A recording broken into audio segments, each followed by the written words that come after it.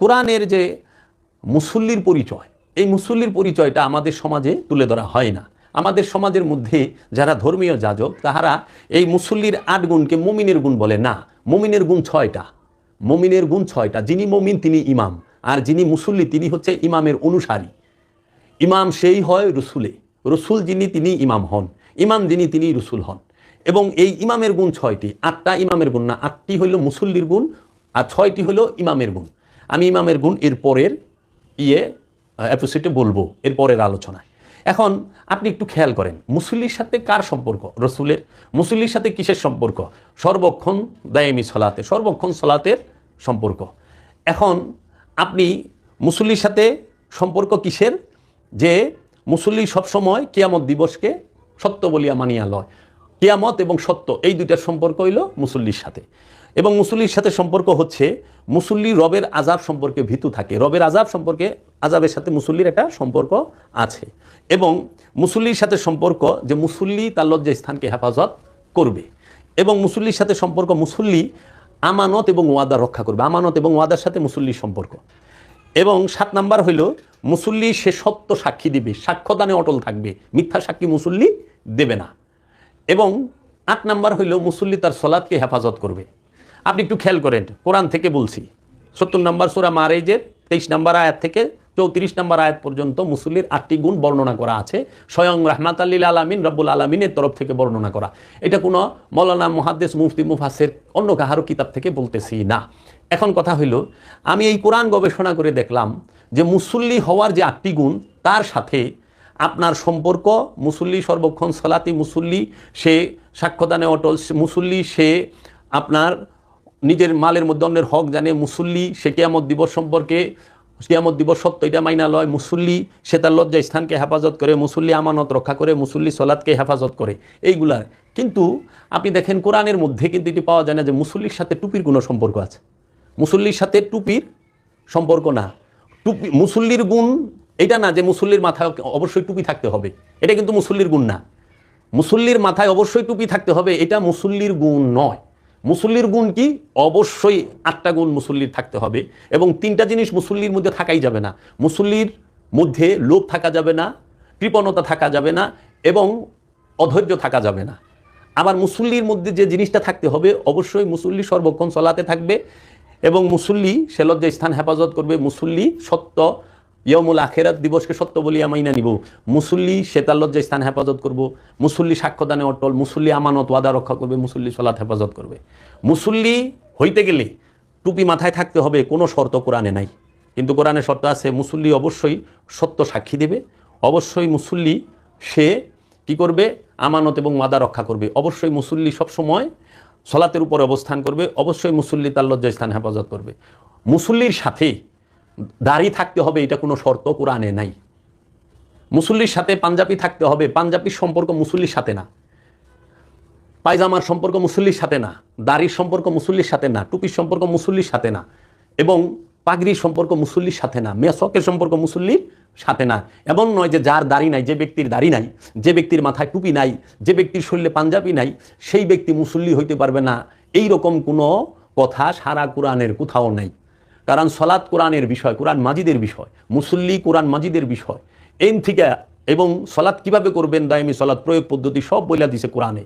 প্রতিটা বিষয় বলছে কোরআন স্পষ্টভাবে। কারণ আল্লাহ সলাৎ দেবে, সলাতের বিধান বলবেন আল্লাহ, প্রয়োগ পদ্ধতি বলবে না, বলছে।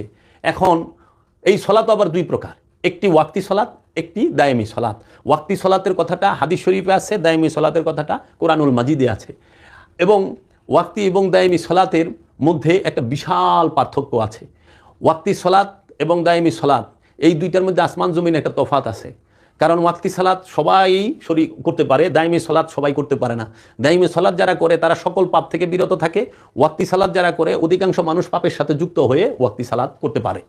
কিন্তু কোরআন বইলা দিছে ইন্না সলাতা তানহা আনিল ফাহশাই ওয়াল মুনকার, নিঃসন্দেহে কোরআন নিঃসন্দেহে এই সলাত সমস্ত ফাহেসা থেকে, পাপ থেকে বিরত রাখবে।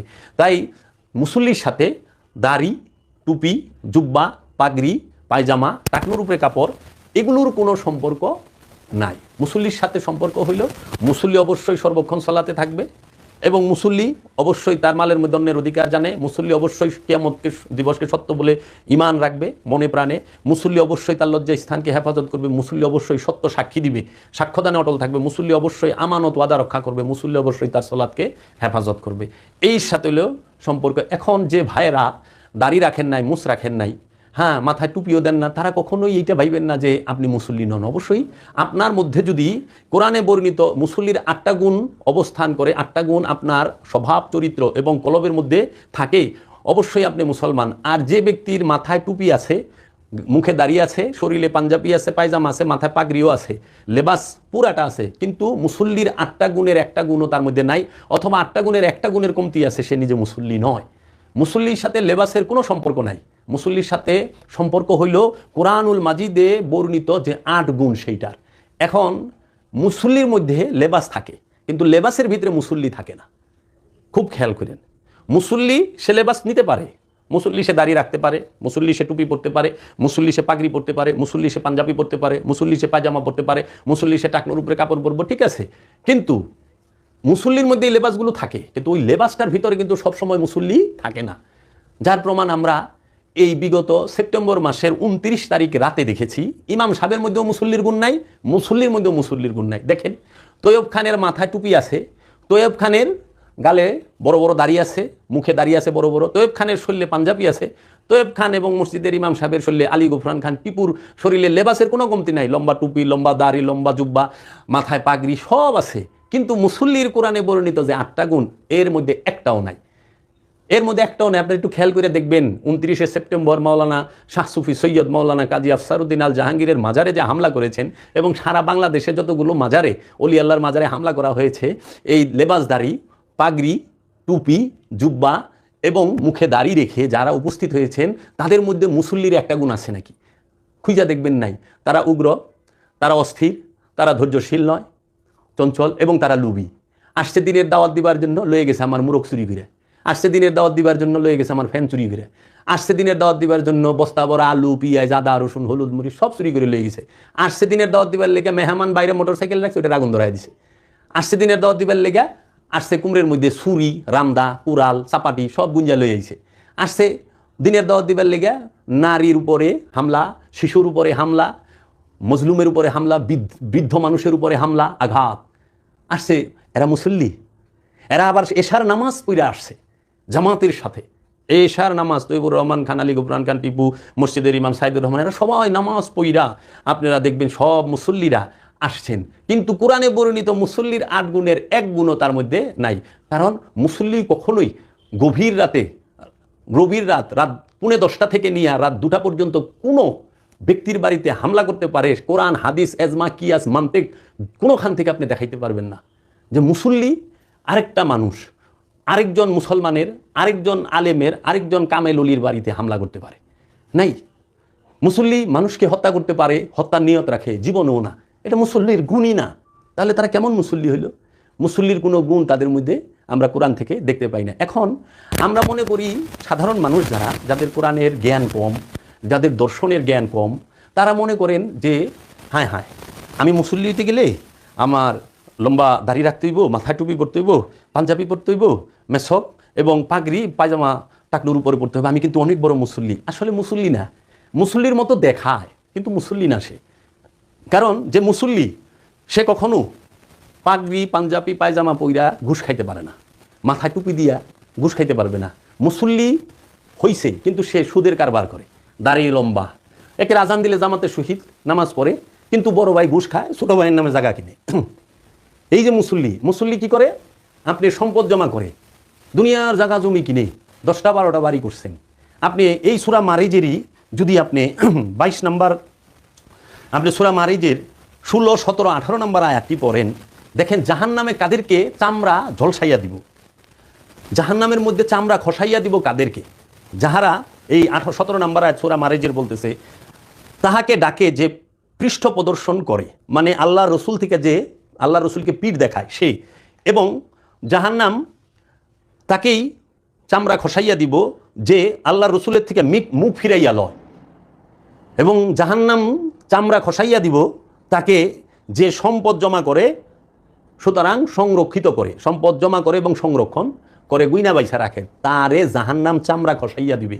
জীবন এই কথা কয় না। এখন যখন আমি সত্য বলা শুরু করছি, এখন তাদের চরিত্রের সাথে, স্বভাবের সাথে মুসল্লির কোনো সম্পর্ক পাইতাছি না। তাদের মাথায় জুব্বা, পাগড়ি, পাঞ্জাবি, লেবাস কোনো কিছুর কমতি নাই, কিন্তু মুসল্লির একটা গুণ তাদের মধ্যে বিদ্যমান না।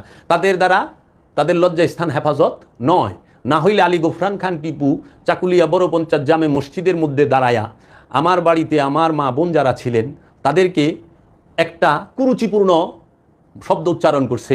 উনি বলতেছেন মনে হয় পতিতালয়ে গিয়েছিলাম, নওজুবিল্লাহ মিন যালিক। এ মুসল্লি, এ নামাজি, এ তো মুসল্লি নামের কলঙ্ক। কলঙ্ক। আল্লাহর ঘর মসজিদ, সেজদার স্থান মসজিদ, জান্নাতের টুকরা মসজিদ, এই মসজিদে খাড়াইয়া সে মুসল্লির লেবাস দইরা কেমন মিথ্যা কথা বলতেছেন এবং মিথ্যা অপবাদ দিচ্ছেন, গীবত করতেছেন এবং সে সত্যকে ঢাকতেছেন, সত্য ঢাকার জন্য চেষ্টা করতেছেন। আপনারা একটু লক্ষ্য করে দেখবেন তার আলোচনাগুলো। তৈবুর রহমান খান, তিনি কি তার দাড়ি, কি তার টুপি, এক মুহূর্ত মাথা থেকে টুপি নামে না। কিন্তু সায়া দেখবেন মুসল্লির একটা গুণ তার মধ্যে নাই। হ্যাঁ, ইমাম হয়ে বয়ে দিছে, ইমামের গুণ তো তার মধ্যে নাই, একটা ইমামের গুণ নাই। সে মিথ্যা সাক্ষী দেয় যে সে মুসল্লির হওয়ার অধিকারী রাখে না, তো সে তো মিথ্যা সাক্ষী দিচ্ছে, মসজিদে দাঁড়ায় মিথ্যা বলতেছে। আপনারা একটু বিবেচনা করবেন। যখন আমি মুখোশ উন্মোচন করে দিতেছি আস্তে আস্তে সত্যের মাধ্যমে, কোরআন দর্শন দেখিয়ে, তখন তারা, এর জন্য ইসলাম কখনো দাড়ির মধ্যে থাকে না, ইসলাম টুপিতে থাকে না, ইসলাম পোশাকে জুব্বা কুব্বায় থাকে না, ইসলাম কখনোই আপনার মেসওয়াক এবং আনুষাঙ্গিক যে আনুষ্ঠানিকতা এটার মধ্যে থাকে না। ইসলাম থাকে কলবে। ইসলাম মানেই হচ্ছে আত্মসমর্পণ। আর আত্মসমর্পণ যে করে ফেলেছেন রসুলের কাছে, রবের কাছে, তিনি হলেন মুসলমান। এর জন্য আল্লাহ রাব্বুল আলামিন কুরআনে সূরা আল ইমরানে 102 নম্বর আয়াতে বলছেন, ইয়া আইয়ুহাল্লাযীনা আমানুত্তাকুল্লাহা হাক্কা তুকাতিহি ওয়া লা তামুতুন্না ইল্লা ওয়া আনতুম মুসলিমুন। হে আমানুরা, তোমরা আল্লাহকে ভয় করো, ভয় করার মতো, এবং তোমরা মুসলমান না হয়ে মারা যায়ও না।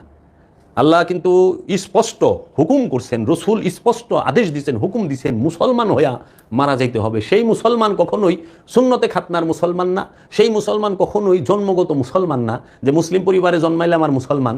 সেই মুসলমান কখনো গরু খাওয়া এবং হালাল খাওয়ার মুসলমান না। সেই মুসলমানটা হচ্ছে আল্লাহ এবং আল্লাহ রসুলের হুকুমের মধ্যে পরিপূর্ণরূপে আত্মসমর্পণকারী হইয়া, আত্মসমর্পণ করার মুসলমান, রসুলের আদর্শ, চরিত্র, আখলাক সব নিজের নফসের মধ্যে ধারণ করার মুসলমান। এই মুসলমান। এখন সুন্নতে খাতনার মুসলমান অনেক, জন্মগত মুসলমান অনেক, গরু খাওয়ার মুসলমান, দলগত মুসলমান অনেক। যাহারা বলতেছেন যে আমরা দিন প্রতিষ্ঠা করব, তার নিজের মধ্যেই দিনের শিক্ষা নাই। কেমনে? তিনি নিজেই অত্যাচার করতেছেন। ইসলামে অন্য ধর্মের মানুষকে অত্যাচার করার কথা সারা কোরআনে এক জায়গায় নাই, হাদিসেও নাই। ইসলামের মধ্যে অন্য পরমত সহিষ্ণুতার কথা বলা হয়েছে, যে অন্যের মত, অন্যের পথে কোনো প্রকার বাধা, বল প্রয়োগ করা যাবে না।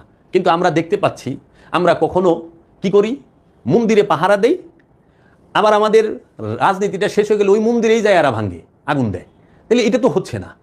আবার আমরা কি করতেছি, মুসলমান সে মাজার ভাঙতেছে, মাজারে যাওয়ার পথে বাধা হয়ে দাঁড়াচ্ছে এবং মাজার প্রেমিকদেরকে বেধরক মারধর করতেছে, অলি প্রেমিকদেরকে বেধরক মারধর করতেছে, জখম করতেছে, খুন করতেছে। আবার এই লোকগুলোই আমরা যাইয়া দেখতেছি যে মন্দির পাহারা দিতেছে, মন্দিরে যাইয়া তারা পাহারা দেয়। তাহলে হিসাবটা তো মিলল না। একখানে আপনি আনোয়ার, আরেকখানে আপনি জানোয়ার, এটা তো হইতে পারে না। আপনি দুনিয়ায় জানোয়ার থাকবেন, স্বর্গে আপনি মরণের পরে আনোয়ার হয়ে যাইবেন, কিংবা এখন আনোয়ার পরে জানোয়ার, তা তো হইতে পারে না। আপনি যে দুনিয়াতে আনোয়ার সে আখেরাতেও আনোয়ার, যে দুনিয়াতে জানোয়ার সে আখেরাতেও জানোয়ার। কোরআনে আল্লাহ বইলা দিছে সূরা বনী ইসরাইলে যে ইহকালে অন্ধ সে পরকালেও অন্ধ। তো এই সুযোগ কেউ যেন এই চিন্তা না করে যে আমি এই জীবনে ঘুষ খাইলাম, সুদ খাইলাম, আমি অন্যের হক মাইরা খাইলাম, আমি অন্যের উপরে জুলুম করলাম, অন্যের বাড়িঘর দখল করলাম, অন্যকে উচ্ছেদ করলাম, আমি ক্ষমতা দিয়া সমস্ত মাল একত্রিত করলাম, ক্ষমতার অপপ্রয়োগ করে আমি 2 লাখ 1 লাখ টাকা মাহফিলে দিলে, মসজিদে দিলে, মাদ্রাসায় দিলে 14 গোষ্ঠী সুদ্ধা জান্নাত দিয়ে দিবে। এটা হলো কিছু বক্তা নামের তক্তাগো চাপাবাজি। জান্নাত সে পাবে যে পবিত্র নফসের অধিকারী, জান্নাত সে পাবে যে তার নফসকে মুতমাইন করেছেন, জান্নাতে সে যাবে যিনি আল্লাহর বান্দা হতে পেরেছেন। এর জন্য আমরা দেখতে পাই জালিমদের লেবাস আছে, কিন্তু জালিমদের মুসল্লির চরিত্র এবং মুমিনের চরিত্র, আমানুর চরিত্র জালিমদের মধ্যে নাই। তার প্রমাণ 29শে সেপ্টেম্বর রাতে যে তৈয়ব খানের নেতৃত্বে যে ওহাবি মৌলবাদী জঙ্গি গোষ্ঠীর চেলাচামুন্ডারা এসেছিলেন, রাত 10টা থেকে নিয়ে রাত 2টা পর্যন্ত একটানা একজন মুসলমানের বাড়িতে হাজার হাজার মানুষ, হাজার হাজার মাদ্রাসার ইমাম, মাদ্রাসার মৌলবী, ছাত্র, মসজিদের ইমাম এবং ওহাবি মুসল্লি যারা আছেন তারা আক্রমণ করে। শুধু কি তারা আমাদের শান্তি নষ্ট করেছেন? না, আমাদের আশেপাশে যারা আছে তাদের শান্তিও তো নষ্ট করেছেন। শুধু কি আমাদের বাড়িঘর ভাঙচুর করেছেন? না, আশেপাশের মানুষের জমির বাউন্ডারি ভেঙে ফেলাইছে। এটা রাষ্ট্রীয় আইনেও অপরাধ এবং ইসলামীতেও বিধানেও অপরাধ। তাহলে আমরা দেখতে পাচ্ছি মুসল্লিয়ানে কেরাম তাহারা আরেকজন মুসলমানকে, আরেকজন আলেমকে, আরেকজন সুফিকে, আরেকজন আল্লাহর ওলির মাজারকে, তার বসত বাড়িকে ভাঙচুর এবং অগ্নিসংযোগের জন্য মাথায় টুপি, মুখে দাড়ি, শরীরে জুব্বা নিয়ে আইসা পড়ছেন। আপনাদের এই চরিত্র দেখে অন্য ধর্মের মানুষ আপনার ধর্মকে কি আখ্যা দিবে? কিন্তু ইসলাম তো শান্তি, ইসলাম আত্মসমর্পণ। ইসলাম অর্থ শান্তি, ইসলাম অর্থ আত্মসমর্পণ। আত্মসমর্পণ করলেই শান্তি আসে, আত্মসমর্পণের আগ পর্যন্ত শান্তি আসে না। এর জন্য প্রত্যেকটা জিনিসের দুইটা দিক, একটা জাহের, একটা বাতেন। জাহেরি মুসল্লি যে মানে দেখায় না মুসল্লি, তার মাথায় টুপি থাকবো, মুখে দাড়ি থাকবো, শরীরে পাঞ্জাবি থাকবো, টাকনুর উপরে কাপড় পিন্দা হাঁটবো। হ্যাঁ, মাঝে মধ্যে ওই যে পাঞ্জাবির উপরে জানি কি একটা পরে, সৌদি আরবে দেখছি আলখিল্লা, ওইটাও পরবো। কিন্তু যাই না রাখেন, এটা হলো মেজাজি মুসল্লি, দেখাই না মুসল্লি, বাহ্যিক মুসল্লি, আনুষ্ঠানিক মুসল্লি। আর হাকিকি মুসল্লি কোনটা?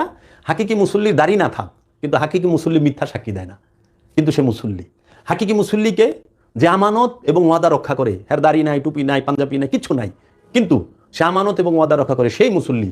আর যার দাড়ি, টুপি, পাঞ্জাবি সব আছে কিন্তু আমানত, ওয়াদা একটাও রক্ষা করে না, সত্য সাক্ষী দিতে পারে না, সে কখনো মুসল্লি নয়, সে লেবাসদারি। আমরা লেবাসদারিদের কর্ম দেখছি।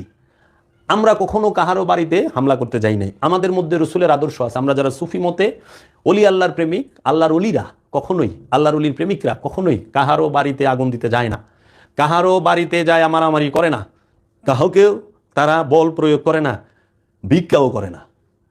কাজেই আপনি মুসল্লির তফাৎটাকে বুঝেন। এখন আমাদের সমাজে মানুষ মনে করে, হ্যাঁ রে দাড়ি রাখি নাই, আল্লাহ জানি কি করে। ইসলামের সাথে সম্পর্ক কি দাড়ির নাকি রসুলের স্বভাবের? রসুলের স্বভাবের। এর জন্য বলছে দাড়ির মধ্যে ইসলাম নাই, কিন্তু ইসলামের মধ্যে দাড়ি আছে। দাড়ির মধ্যে কোনোদিনও ইসলাম নাই, কিন্তু ইসলামের মধ্যে দাড়ির একটা স্থান আছে। আবার মুসল্লি, যে দাড়ি থাকলেই মুসল্লি, লেবাসের মধ্যে মুসল্লির নাই, কিন্তু মুসল্লির মধ্যে লেবাস আছে। এর জন্য আমরা দেখতে পাই যে সুদও খায়, কিন্তু হ্যাঁ মুসল্লি। ডেইলি প্রতি মাসে সুদ খাইতেছে, কিন্তু সে প্রতিদিন অজু করবার লইছে। খেয়াল করেন, অজুটা তো জীবনে একবার, তো সারা জীবন সে সুদ খাওয়া কি?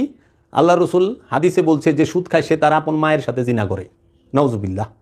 দেখছেন কত জঘন্য জিনিস। সুদখোর সে তাকে জাহান্নামের কিরা ঘিন্না করে। যে গীবত করে সে মৃত ভাইয়ের গোশত খায়। তাহলে আপনারা যারা আমার সম্পর্কে এই তৈয়বুর রহমান খান, আলী গফরান খান, টিপু, মসজিদের মৌলবী এবং তার যত চেলাচামুন্ডাদের আমরা দেখলাম, এরা যে মিথ্যা কথা বলতেছেন, তাহারা মৃত ভাইয়ের গোশত খাইছে, তারা মসজিদে দাঁড়ায় মিথ্যা কয়। এর জন্য এরা মুসল্লিও হইতে পারে নাই। আবার মুসল্লি কই থেকে হইব? এরা তো কেউ আল্লাহর ওলির কাছে মুরিদই হয় নাই। ওলিয়ে কামেলের কাছে যে পর্যন্ত মুরিদ না হবেন, সেই পর্যন্ত আপনি কখনোই মুসল্লি হইতে পারবেন না, আমানু হইতে পারবেন না। আর ওলিয়ে কামেল কোনোদিন অন্য কাহারও পিছে দাঁড়ায় নামাজ পড়বো না, কারণ ওলিয়ে কামেল হলো ইমাম, আর অন্য যারা আছে সবাই হলো ওলিয়ে কামেলের অনুসারী, মুসল্লি, মুক্তাদি।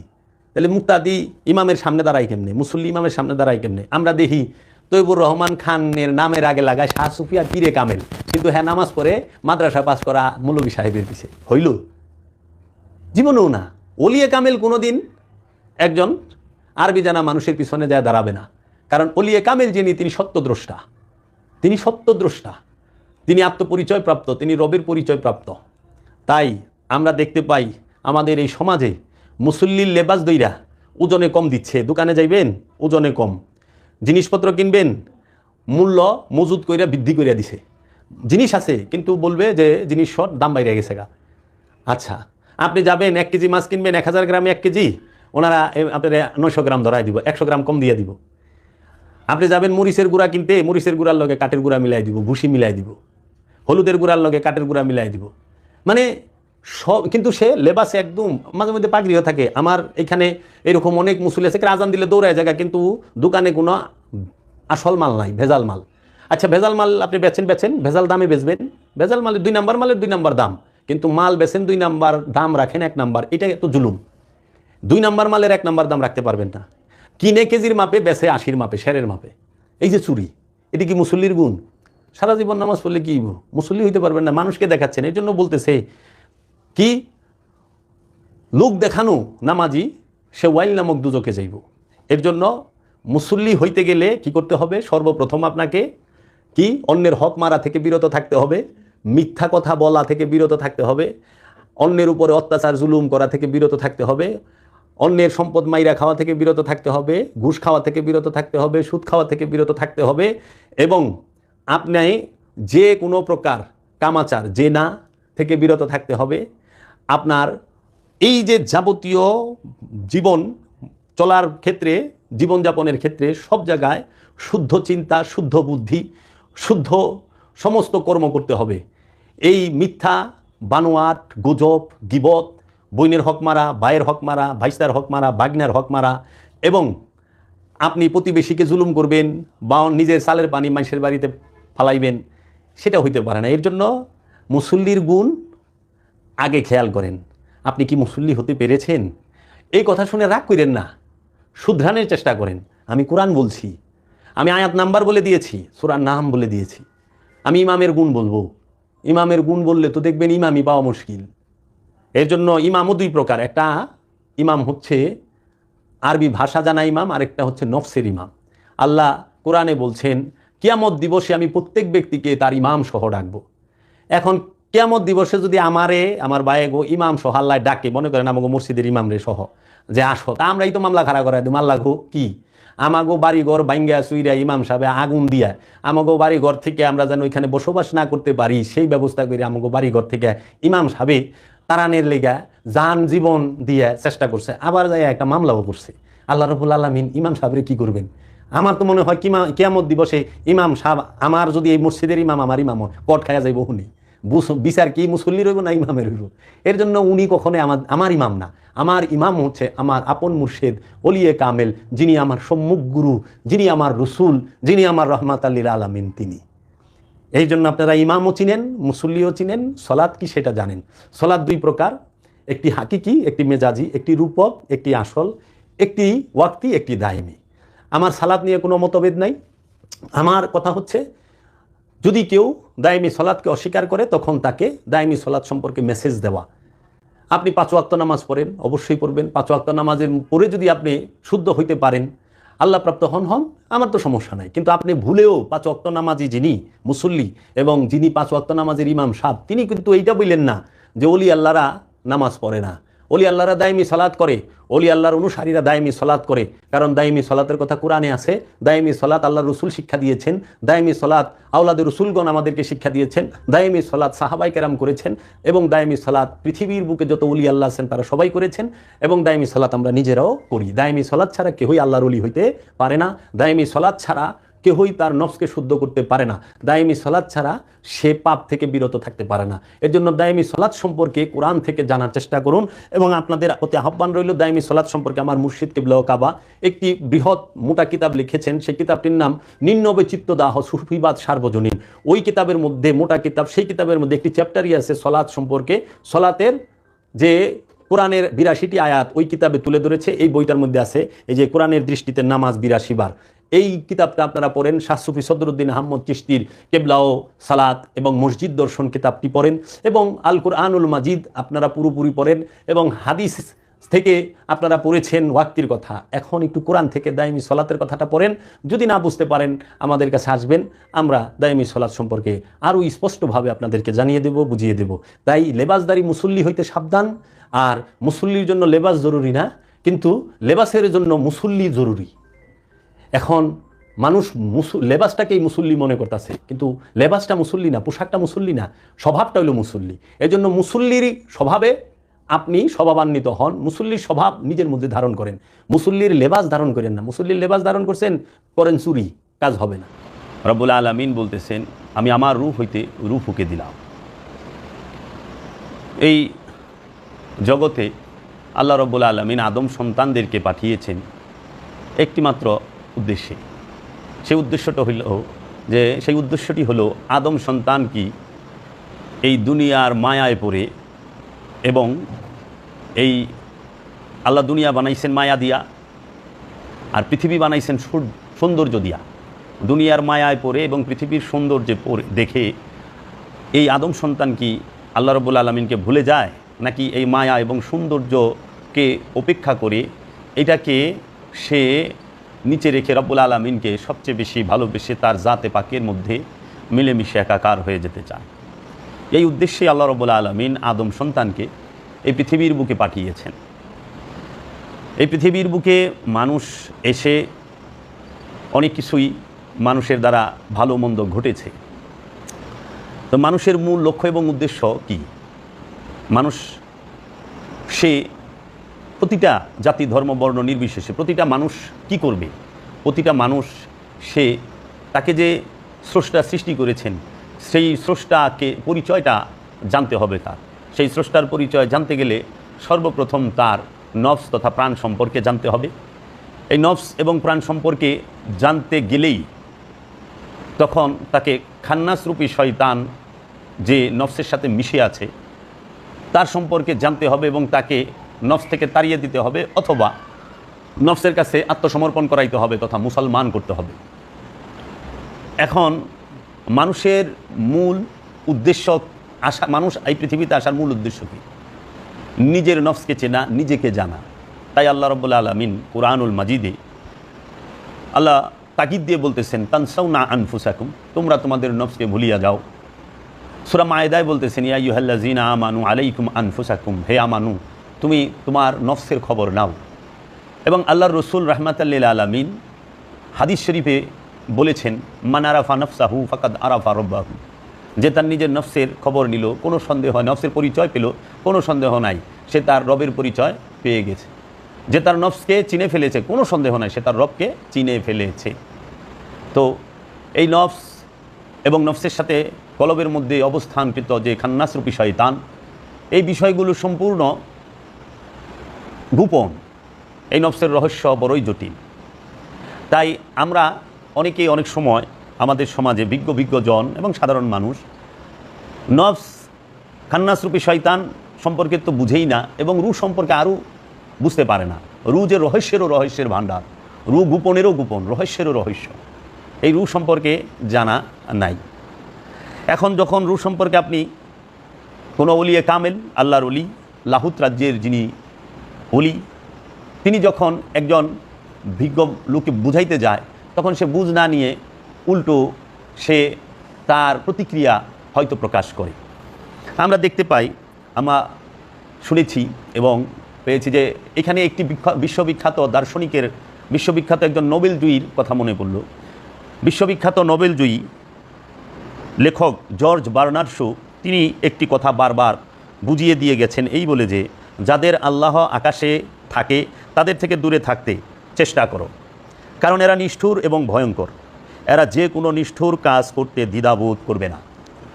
যাদের আল্লাহ আসমানে থাকে তাদের থেকে দূরে থাকতে কইছে তিনি একজন নোবেলজয়ী। তিনি বলছেন যাদের আল্লাহ আসমানে থাকে তাদের থেকে তোমরা একটু দূরে থাইকো, কারণ এরা বিপজ্জনক এবং এরা নিষ্ঠুর এবং ভয়ঙ্কর। এরা যে কোনো নিষ্ঠুর কাজ করতে দ্বিধাবোধ করবে না। তাই আমরা দেখতে পাই যাহারা এই মনে করেন আল্লাহ রাব্বুল আলামিন এই মহাশূন্যের উপরে যে সাত আসমান সেখানে থাকেন, তাহারা আসলেই আমরা সমাজ জীবনে দেখি, ব্যক্তি জীবনে দেখি বিপজ্জনক হয়। কিন্তু যাদের কোরআনুল মাজিদের এবং আল্লাহর রসুলের এলমে তাসাউফের শিক্ষা যাদের মধ্যে আছেন, তাহারা সবসময়ই জানেন যে আল্লাহ রাব্বুল আলামিন বলছে ফা ইন্নী কারিবুন, নিশ্চয়ই আমি তোমাদের নিকটে অবস্থান করি। এবং আল্লাহ রাব্বুল আলামিন বলছেন আইনামা তুয়াল্লু ফাসাম্মা ওয়াজহুল্লাহ, তুমি যেদিকে তাকাইবা আমি ছাড়া কিছুই দেখবা না। ওহুয়া মাকুম আইনা মাকুম তুমি যেখানে আমিও সেখানে। নাহানু আকরাবু ইলাইহি মিন হাবলিল ওয়ারিদ, আমরা তোমার জীবন রোগের নিকটেই অবস্থান করি। এবং আল্লাহ বলতেছেন ইন্নাল্লাহা মাআল মুমিনিন, নিশ্চয়ই আমি মুমিনদের সাথে আছি। আল্লাহ বলছেন আমি মুহসিনিনদের সাথে থাকি। আল্লাহ বলছেন আমি সাবিরিনদের সাথে থাকি। আল্লাহ বলছেন আমি মুত্তাকিদের সাথে থাকি। তো যার সাথে, যার নিকটে, যার অন্তরে আল্লাহ থাকে সে অত্যন্ত বিনয়ী এবং মহাজ্ঞানী হয়ে থাকেন, তাহারাই এই রূহ সম্পর্কে বুঝতে পারেন। আর যাদের আল্লাহ আসমানে থাকেন তাহারা কি করেন, রুহেকে নুরানি মাখলুক বলে থাকেন, যে রূহ নুরানি মাখলুক। নওজুবিল্লাহ, রূহ কখনো মাখলুক নয়। সারা কোরআনে রূহকে কোথাও মাখলুক বলা হয় নাই। রূহ এক বচন, রুহের কোনো বহু বচন নাই। রূহ সৃষ্টি নয়।